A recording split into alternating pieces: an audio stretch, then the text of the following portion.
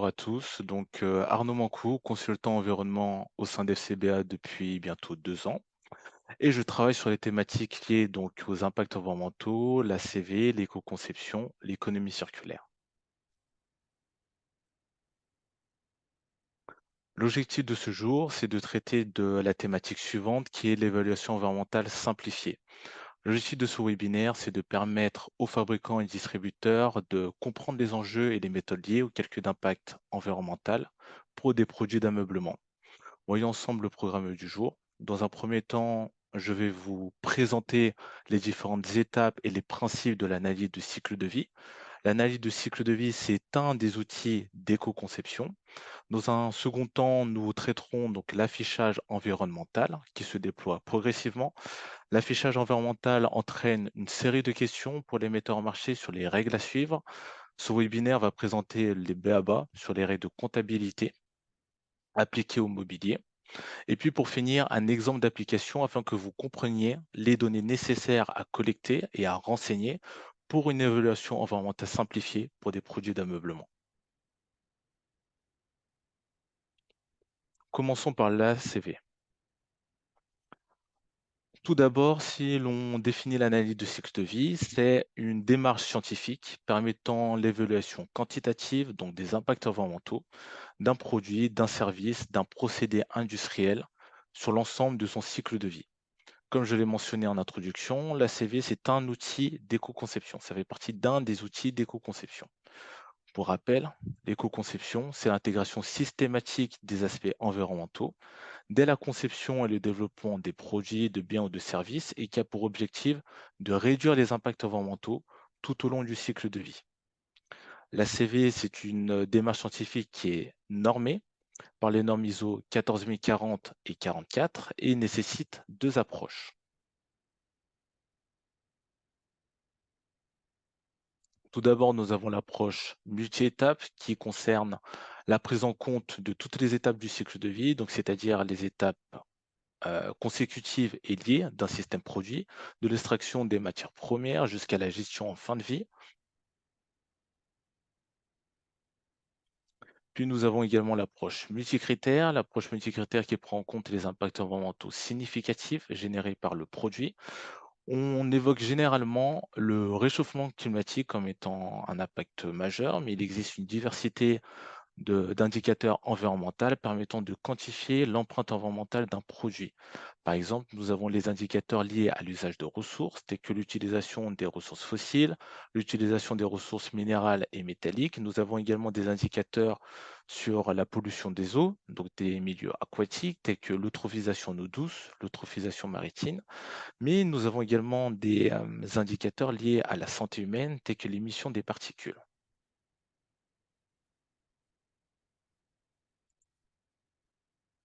Concernant la première étape en analyse du cycle de vie, il est nécessaire de définir le cadre de l'étude, les objectifs et le champ d'application.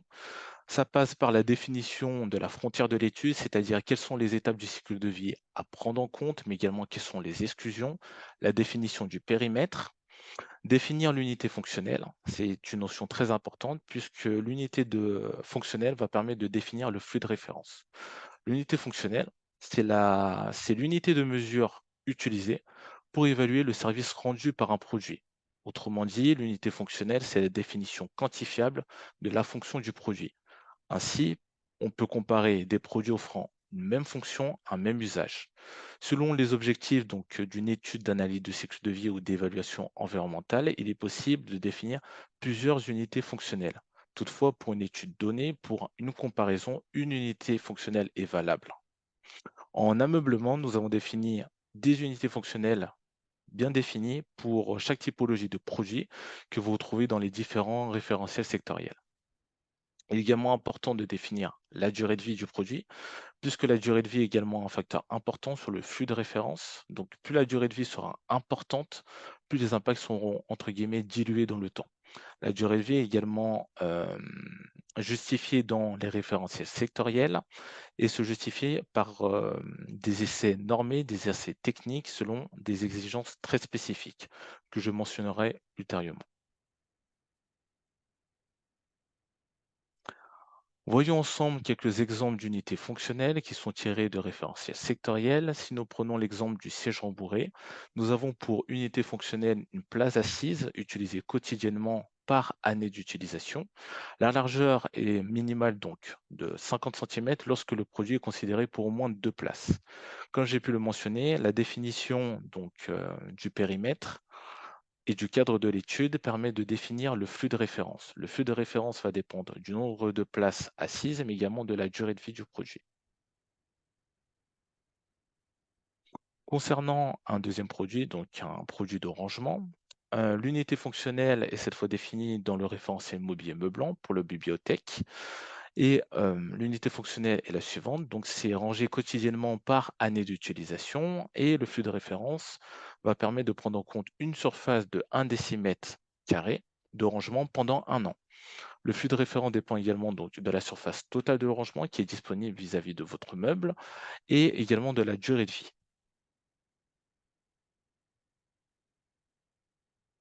Pour finir, nous avons l'unité fonctionnelle du sommier, donc qui est définie dans le référentiel sectoriel literie. L'unité fonctionnelle est suivante, donc c'est prendre en compte une place de couchage utilisée quotidiennement par année d'utilisation. Pour un adulte, la place de couchage mesure au minimum 70 cm de large. Et encore une fois, pour le flux de référence, on prend en compte le nombre de places de couchage et la durée de vie. Donc, ces unités fonctionnelles sont définies dans les référentiels sectoriels, pour lesquels je dirai quelques mots juste après.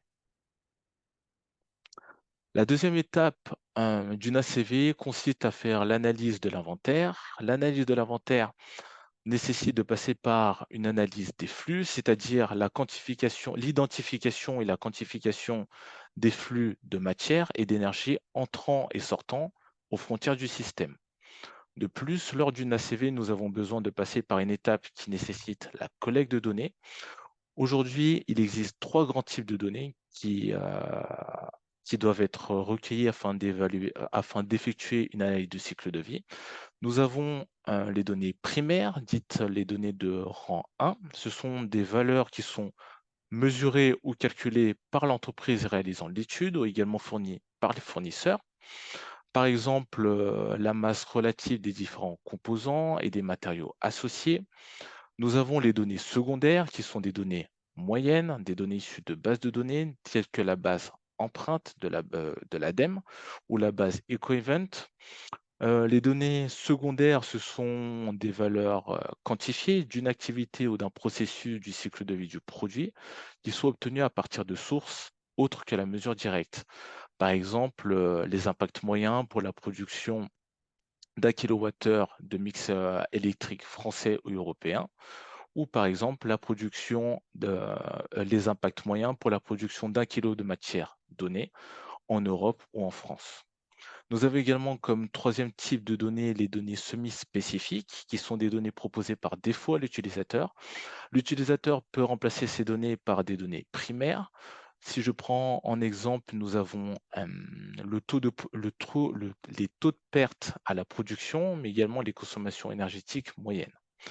Ces données, notamment donc les données semi-spécifiques, sont des données volontairement conservatrices et qui ont pour but d'inciter les acteurs de la filière à substituer par leurs propres données afin d'améliorer les résultats de l'évaluation environnementale de leurs produits.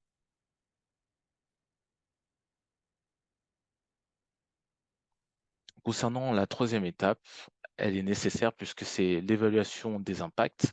Une fois que nous avons donc réalisé l'étape 1 qui est donc la définition des objectifs et le cadrage de l'étude, en définissant l'unité fonctionnelle, la durée de vie et donc en obtenant le flux de référence et une fois qu'on a réalisé donc l'inventaire du cycle de vie, nous passons à l'étape de calcul qui nécessite certaines méthodologies, mais également l'emploi de logiciels, donc de logiciels experts ou de logiciels d'évaluation environnementale simplifiée. L'étape 4 consiste à l'analyse des résultats, c'est-à-dire prendre en compte les différentes étapes du cycle de vie. Quels sont les impacts? Quelles sont les étapes les plus contributrices sur l'empreinte environnementale du produit? Et puis d'un point de vue nomenclature, quels sont les matériaux les plus impactants, les procédés et les traitements, par exemple.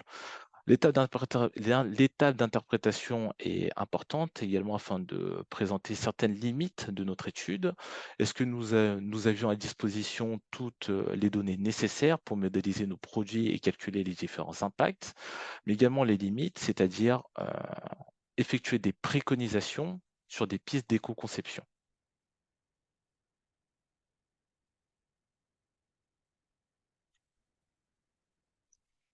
Concernant la revue critique, elle peut être exigée dans certains cas, par exemple pour la diffusion publique d'analyses de cycle de vie. La revue critique, ça va être un processus qui est réalisé par une entité externe, donc experte, qui va donc vérifier si notre analyse de cycle de vie est conforme aux normes ISO 14040 et 44, c'est-à-dire en termes méthodologiques, de collecte de données, d'interprétation et de communication des résultats. Maintenant, j'aimerais vous poser une première question, qui est la suivante. Avez-vous déjà évalué l'impact environnemental de vos produits? Un sondage s'affiche à l'écran, je vous invite donc à y répondre.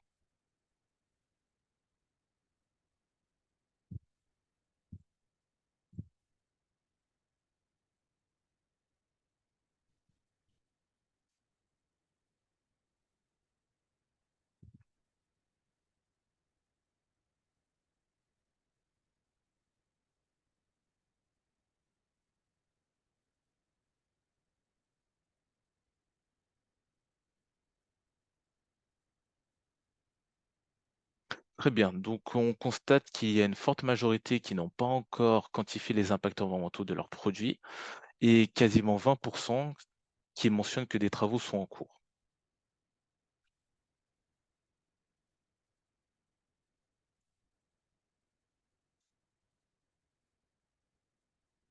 Concernant l'affichage environnemental, qui est un sujet d'actualité qui entraîne une série de questions, tout d'abord, je vais vous présenter l'historique de l'affichage environnemental afin que vous compreniez le contexte réglementaire. L'affichage environnemental est un sujet qui a été introduit maintenant il y a plus d'une dizaine d'années dans le cadre du Grenelle de l'environnement. Le Grenelle de l'environnement avait pour objectif de sensibiliser les consommateurs aux impacts environnementaux des produits et services, notamment avec la loi Grenelle 1 qui stipulait que les consommateurs doivent pouvoir disposer d'une information environnementale sincère, objective et complète, portant sur les caractéristiques globales du couple produit-emballage et se voir proposer des produits respectueux dans l'environnement à des prix attractifs.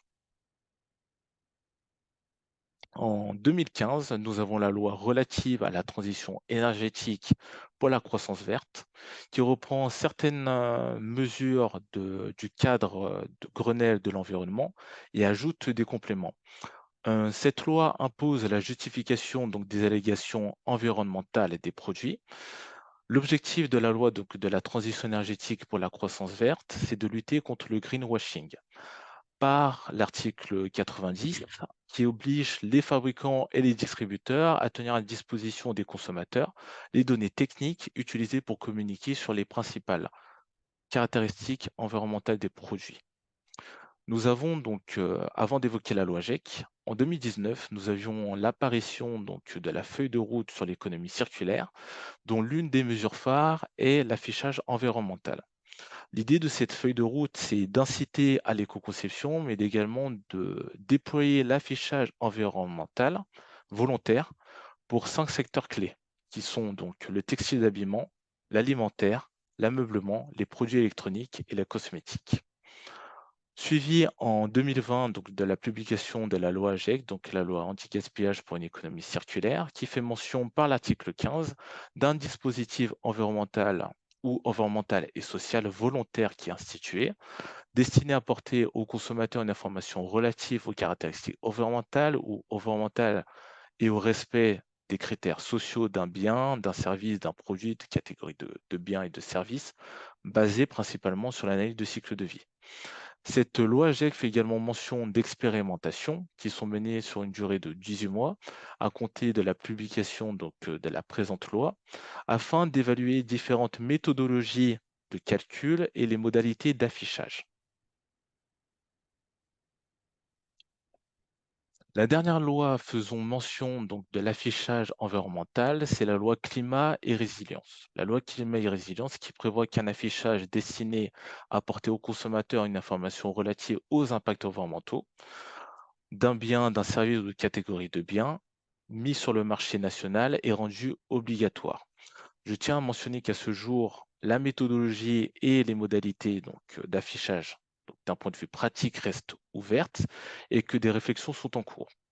Par la suite, la mise en œuvre de l'affichage environnemental sera rendue obligatoire par décret par le gouvernement afin de définir la catégorie de produits concernés, la méthodologie utilisée et les modalités d'affichage retenues.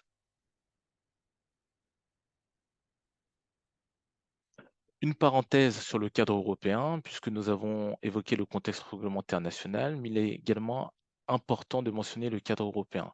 Puisqu'aujourd'hui, les travaux qui sont effectués nécessitent la convergence des méthodologies, c'est-à-dire nous voulons converger la méthodologie nationale vers la méthodologie européenne afin d'éviter le moins d'écart possible et avoir une plus grande harmonisation des méthodologies.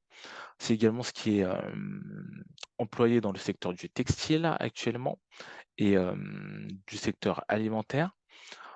Si nous devons introduire le contexte européen, nous avons tout d'abord en 2013 donc la Commission européenne qui lance une initiative qui est le Single Market for Green Product Initiative, dont l'objectif c'est de faciliter la communication des informations liées aux performances environnementales des services et des organisations. Et donc, cette initiative a pour objectif de communiquer sur des recommandations sur l'utilisation de méthodes communes afin de mesurer les performances environnementales des produits ou d'organisations. Par cette initiative a été rédigé le PEF, le Project Environmental Footprint.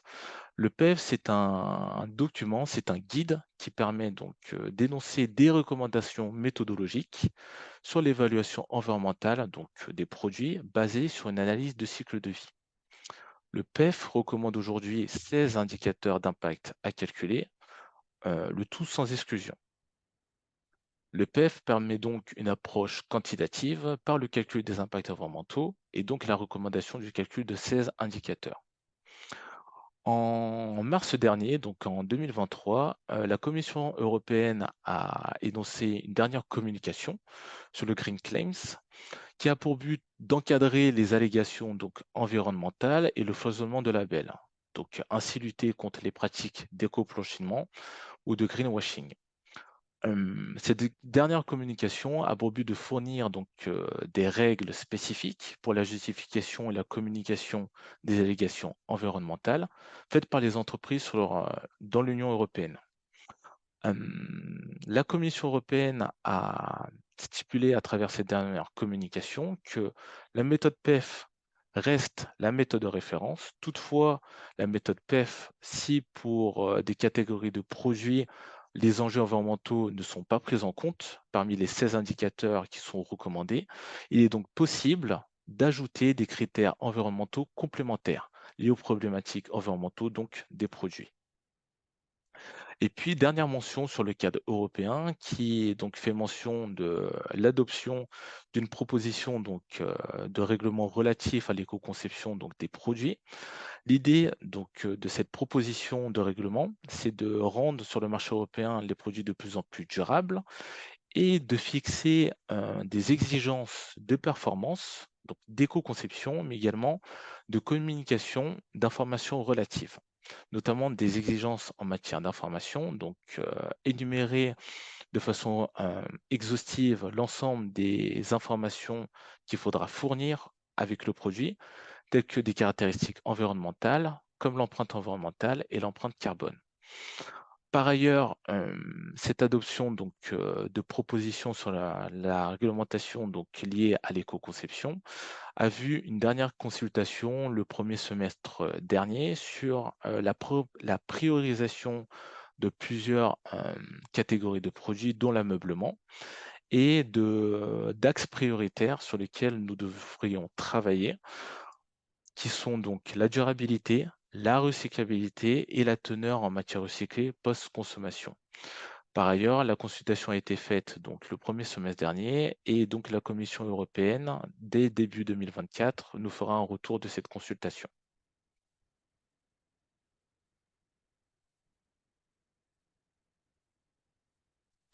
Revenons sur le cadre national avec une dernière actualité qui est importante à vous partager. C'est sur la planification écologique pour l'économie circulaire qui a été traitée donc à la réunion du Conseil national de l'économie circulaire. Tout d'abord, vous partagez les orientations méthodologiques qui ont été décidées.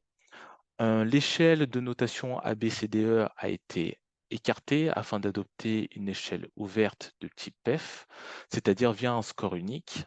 L'idée, c'est de faciliter donc l'articulation et l'harmonisation avec le cadre européen, donc avec notre méthodologie nationale et le cadre européen, mais également de réduire donc le risque de rebond. Donc, c'est signaler que tout produit, même les plus vertueux d'un point de vue environnemental, ont un impact.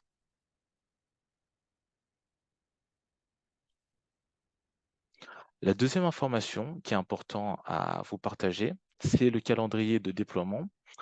Des expérimentations ont déjà été menées dans d'autres secteurs d'activité, donc le textile et l'alimentaire, en 2022 et 2023. À partir du premier semestre 2024, il y aura donc la phase d'affichage encadré et volontaire pour le secteur donc, du textile et de l'alimentaire et la publication de la méthodologie de calcul et du format d'affichage retenu. À partir de 2025, la mise en œuvre de l'affichage environnemental sera donc rendue obligatoire par décret pour le secteur du textile et de l'alimentaire. Concernant l'ameublement, à partir de 2024, des expérimentations seront donc menées pour une projection donc d'ici 2027 de l'affichage environnemental qui sera rendu obligatoire. L'objectif de ces expérimentations, c'est de mener des travaux, mais également de s'appuyer sur des orientations méthodologiques qui ont été déjà tirées des expérimentations préalables dans le secteur du textile et de l'alimentaire.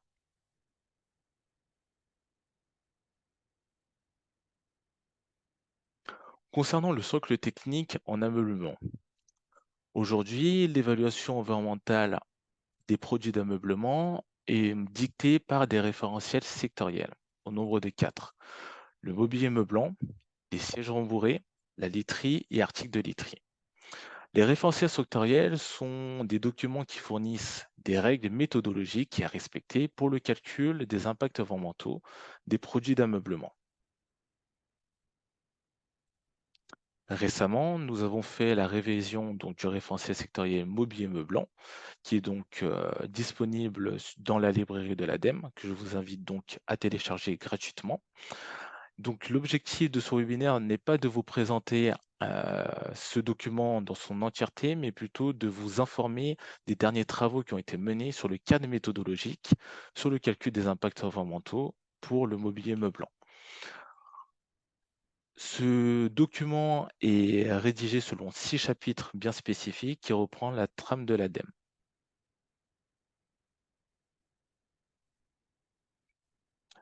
Beaucoup de nouveautés ont été ajoutées. Comme j'ai pu le mentionner, l'idée, c'est d'effectuer une harmonisation de la méthodologie avec le PEF. Donc une harmonisation de la méthodologie nationale sur le PEF. C'est également ce qui a été effectué dans le secteur alimentaire et le secteur du textile, donc en intégrant certaines recommandations. Ce document qui a été révisé intègre également, l'élargissement du périmètre des produits. Si je devais définir le mobilier, meublant, ça désigne tout mobilier destiné à un usage domestique, aménageant les espaces de vie, donc tels que le salon, les chambres, la salle à manger, la cuisine, la salle de bain, le bureau et un usage également professionnel de bureau. Donc le mobilier meublant permet à son utilisateur, d'utiliser une ou plusieurs fonctionnalités telles que s'asseoir, manger, ranger, travailler, s'allonger et cetera. Dans ce référentiel, il a été donc décidé d'ajouter, le mobilier à usage professionnel de bureau, c'est-à-dire tout mobilier destiné à un usage professionnel, mais que l'on peut également retrouver pour un usage domestique. Par exemple, les tables de bureau et les sièges de bureau.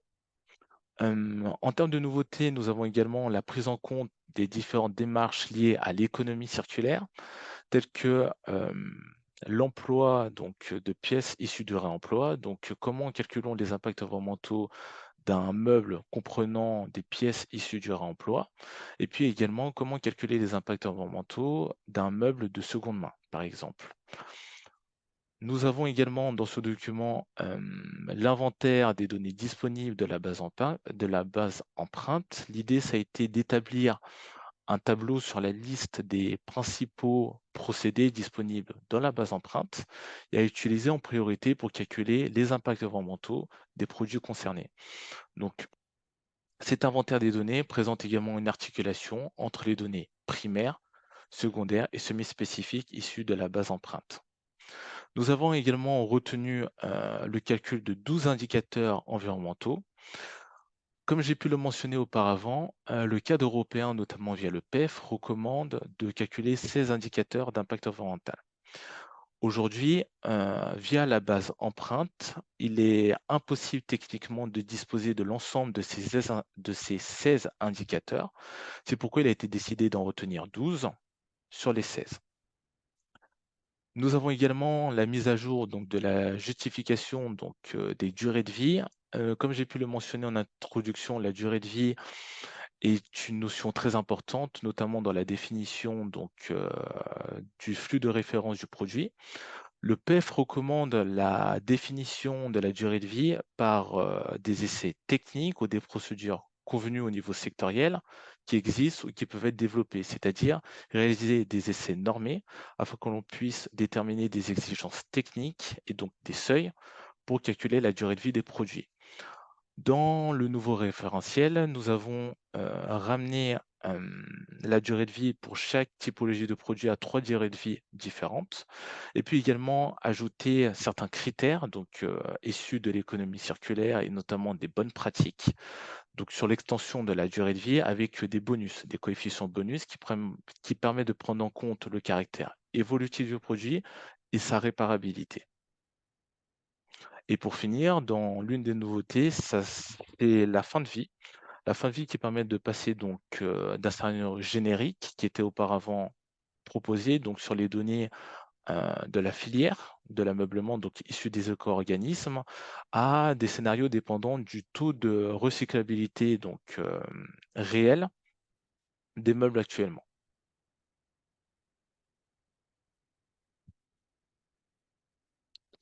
Ce slide reprend donc, les 12 indicateurs donc qui sont retenus pour le mobilier meublant, donc, les indicateurs liés à l'usage de ressources, tels que l'usage des ressources donc fossiles, minérales et métalliques. Tous les indicateurs reprenant également la pollution donc, des milieux aquatiques, donc l'eutrophisation marine, mais également l'eutrophisation en eau douce. Nous avons également des indicateurs liés à la pollution de l'air, donc avec l'acidification, l'appauvrissement de la couche d'ozone, le changement climatique et puis également les indicateurs liés à la santé humaine, tels que par exemple l'émission de particules.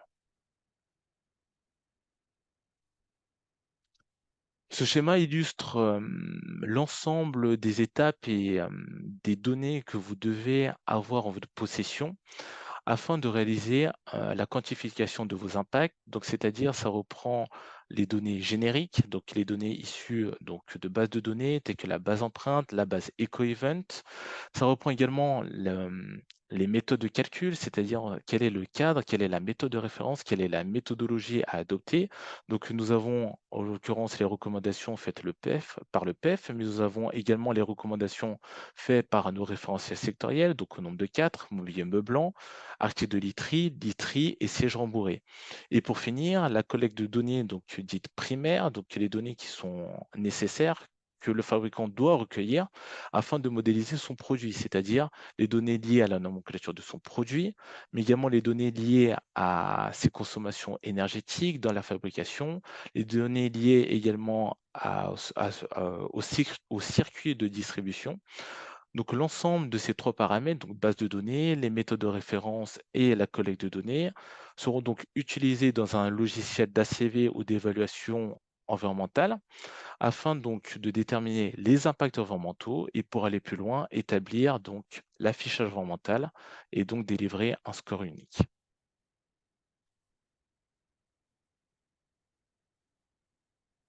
Je voudrais vous poser une seconde question. Actuellement, est-ce que vous avez déjà initié donc des travaux sur l'affichage environnemental de vos produits?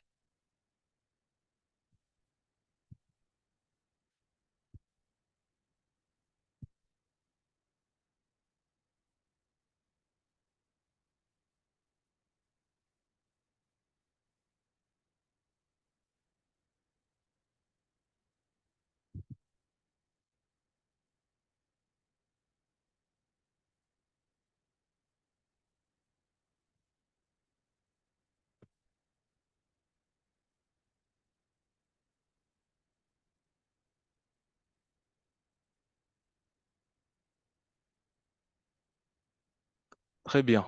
Donc les résultats montrent, une certaine corrélation avec la première qui a été posée donc, sur la CV. Si la quantification des impacts était connue pour, les metteurs en marché sur leurs produits.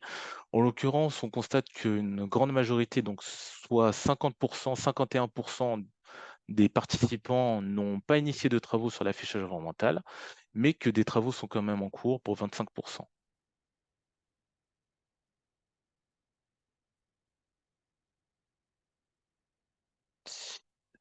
Afin d'illustrer donc, l'ensemble des notions que nous venons de voir ensemble, cette partie va illustrer l'ensemble des données que vous devez collecter afin de modéliser un produit d'ameublement dans un logiciel d'évaluation environnementale. Tout d'abord, renseigner les informations de base, c'est-à-dire définir le champ d'application, le nom du produit, la marque, les dimensions, l'entreprise, la référence, mais également renseigner de façon très succincte dans les informations de base la composition du produit.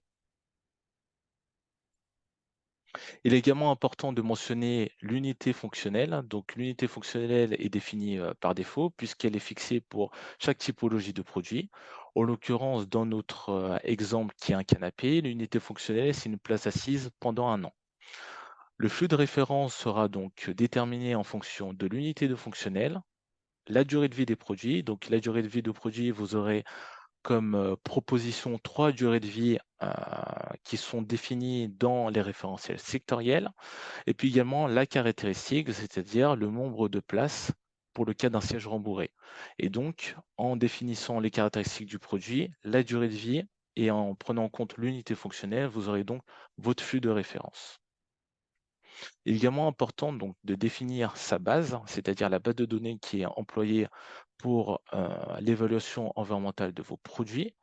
Nous avons à disposition la base empreinte, dite également la base impact de l'ADEME, mais il existe également des bases de données qui sont payantes, telles que la base EcoEvent.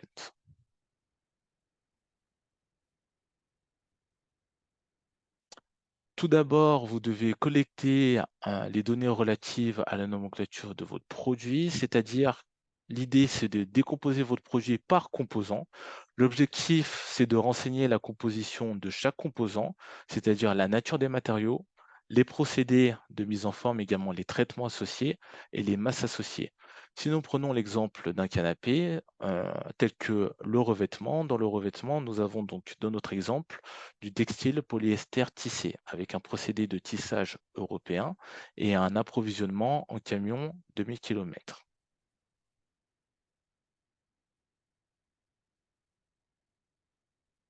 L'idée, c'est pas de détailler l'ensemble de la nomenclature de produits, mais de vous enseigner quelles sont les données à collecter afin que vous puissiez modéliser votre produit sous un logiciel d'ACV ou d'analyse environnementale simplifiée. Il est également important de collecter les données liées à l'emballage, puisque dans une analyse environnementale, nous prenons en compte le couple produit-emballage. Concernant les matières premières, comme j'ai pu le mentionner juste avant, l'idée c'est de décomposer votre nomenclature, c'est-à-dire de renseigner la composition de chaque composant, la nature des matériaux, donc des matières premières, les procédés de mise en forme, également les traitements associés et les masses.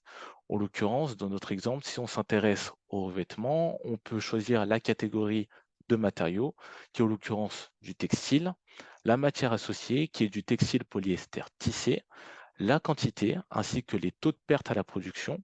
Les taux de perte à la production, ce sont des données semi-spécifiques, donc qui seront proposées par défaut à l'utilisateur. Ce sont des données qui ont été donc déterminées à travers des groupes de travaux qui prenaient en compte donc des cabinets d'études, le FCBA, l'ADEME et l'ameublement français. Ces données semi-spécifiques sont également remplaçables par des données primaires si le fabricant a connaissance de ces taux de perte.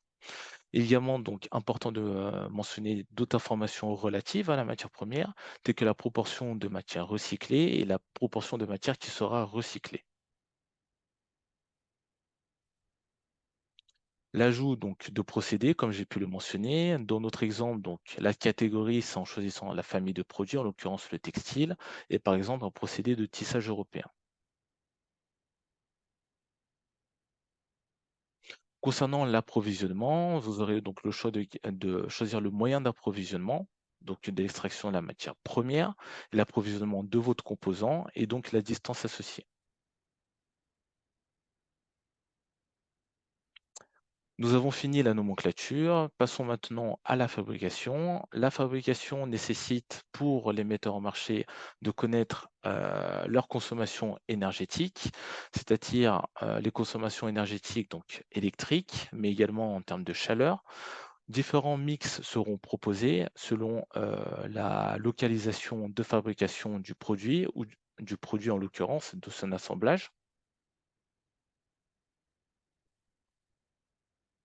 S'ensuit la distribution. Il sera possible pour les metteurs en marché de simuler un circuit de distribution, c'est-à-dire associer tous les différents types de transports, donc que ce soit maritime, camion ou ferroviaire, les distances associées et de construire dans l'entièreté leur circuit de distribution.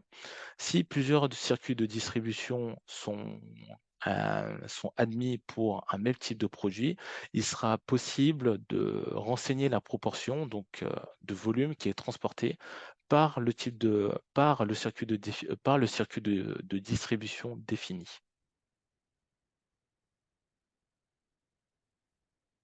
Pour finir, nous avons la fin de vie. Comme j'ai pu le mentionner auparavant, donc la fin de vie était donc auparavant un scénario générique. L'idée, c'est de proposer une fin de vie tenant en compte du taux de recyclabilité donc, de la filière, des différents types de produits. Donc la fin de vie prendra en compte également la CFF. Donc la CFF, afin de prendre en compte différents règles de calcul, notamment donc, comment prendre en compte les impacts environnementaux, liés donc, à une pièce réemployée dans sa seconde vie, mais également les impacts environnementaux pour un meuble issu du réemploi et de la seconde main.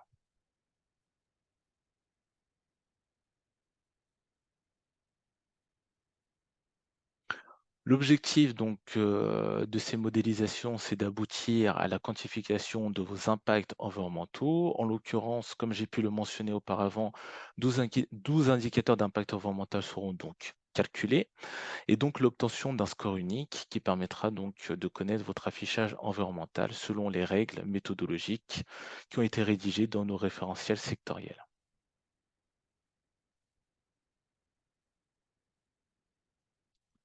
Pour conclure, l'objectif de ce webinaire, comme vous l'aurez compris, c'est de permettre aux metteurs en marché, donc fabricants et distributeurs, de comprendre les enjeux et méthodes liés au calcul d'impact environnemental pour des produits d'ameublement et d'initier donc une démarche d'éco-conception. FCBA aujourd'hui est également en mesure de vous accompagner dans différentes démarches, que ce soit par des sessions de formation liées à l'éco-conception. Aujourd'hui, nous avons également différents modules qui sont associés à notre formation de base d'éco-conception. Ce sont des modules complémentaires, tels que des modules liés à la réglementation, liés à l'éco-conception, des modules liés aux matériaux et également leur gestion en fin de vie, et des modules liés à l'affichage environnemental. Nous pouvons également proposer des accompagnements en éco-conception, la visite également au sein d'FCBA d'une matériothèque, puisque nous avons un consultant matériaux, la réalisation donc d'ACV, donc de quantification de vos impacts environnementaux, mais également de FDES, Et puis, nous travaillons actuellement sur la refonte de notre outil Écomeuble qui sera donc disponible début 2024, aux alentours donc de février-mars 2024, pour lequel donc Écomeuble permettra aux metteurs au marché donc de quantifier leurs impacts environnementaux et de connaître l'affichage environnemental de leurs produits selon les règles méthodologiques qui sont énoncées dans nos référentiels sectoriels. Ce nouvel outil disposera donc d'une démo pour tous ceux qui souhaiteraient en faire la demande d'un mois. Et pour finir, certains accompagnements qu'effectue le FCBA sont éligibles à des aides financières, telles que le dispositif Tremplin qui est proposé dans l'ADEME, afin d'aider les entreprises, donc TPE et PME, à engager des actions pour la transition écologique. Plusieurs actions sont proposées, par exemple, lutter contre le changement climatique, des actions liées à l'économie circulaire, mais également des actions liées à l'éco-conception. En l'occurrence, un dispositif permettant d'initier les premiers pas en éco-conception avec, une subvention donc maximum de 5 000 €. L'idée, c'est de mettre à disposition donc un expert en éco-conception afin de vous sensibiliser sur la démarche et d'effectuer également un premier bilan donc, des enjeux liés à l'éco-conception, donc liés à votre démarche en entreprise et d'élaborer une stratégie. Nous avons également un deuxième dispositif d'accompagnement de la BPI France et de l'ADEME, dont l'idée, c'est d'identifier les principaux leviers d'éco-conception actionnables par l'entreprise sur un périmètre prédéfini et également de préparer la mise en œuvre des actions. Cet accompagnement est donc mis en œuvre sur une durée de 6 à 8 mois avec un expert qui est référencé par la BPI France.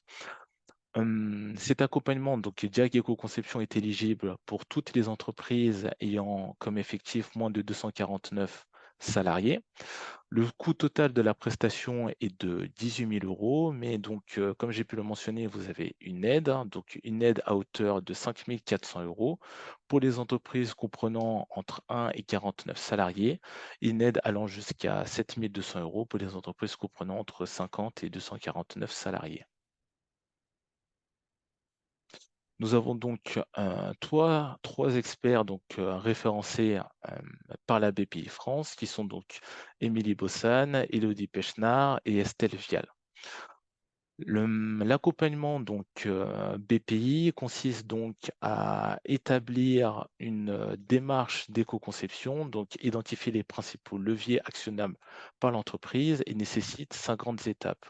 Des étapes donc de pré-cadrage et de cadrage, c'est-à-dire donc d'identifier déjà l'équipe projet en interne qui va travailler sur cette thématique-là, d'analyser la capacité donc également de l'entreprise à pouvoir éventuellement obtenir un écolabel européen, analyser le contexte et définir les objectifs et la définition, de produits à évaluer.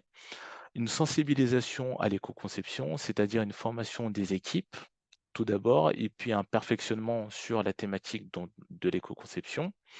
L'évaluation donc environnementale du produit de référence, donc c'est-à-dire la quantification de ses impacts par une ACV ou une évaluation environnementale simplifiée.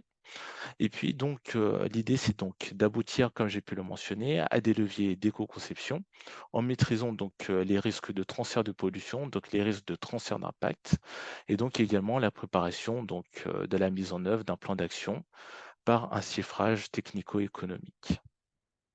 Je vous remercie de votre écoute. J'espère que ce webinaire a été, très intéressant pour vous et qui a